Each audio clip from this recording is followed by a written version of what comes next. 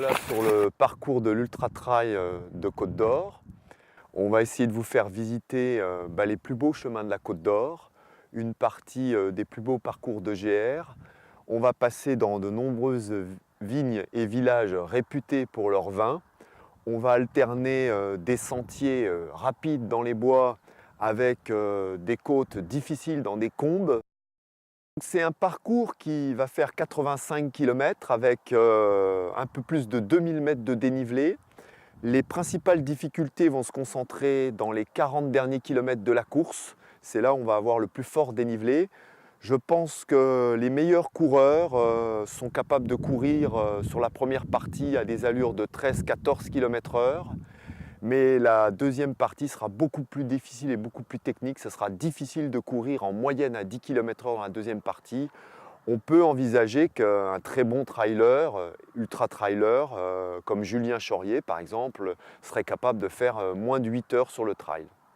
Donc, quand on part pour des temps d'effort comme ça, il y a tout intérêt à bien gérer le début de la course pour en garder et être capable de finir, parce qu'autrement ça devient un exploit de pouvoir terminer, surtout dans les parties techniques comme ça.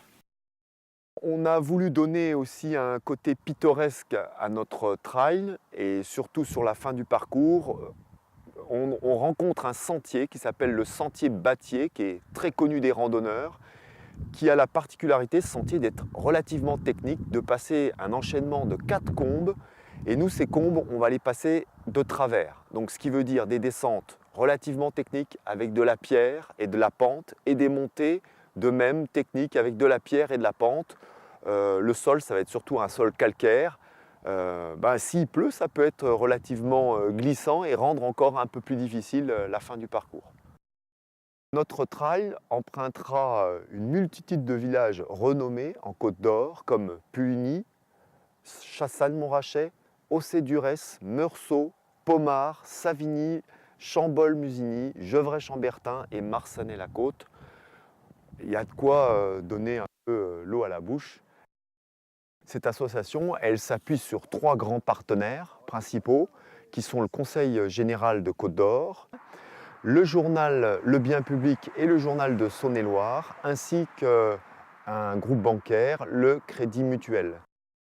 On s'appuiera également sur de nombreux bénévoles, à peu près 150 bénévoles sur le parcours, qui nous seront fournis grâce au Dijon Université Club et à la Talent.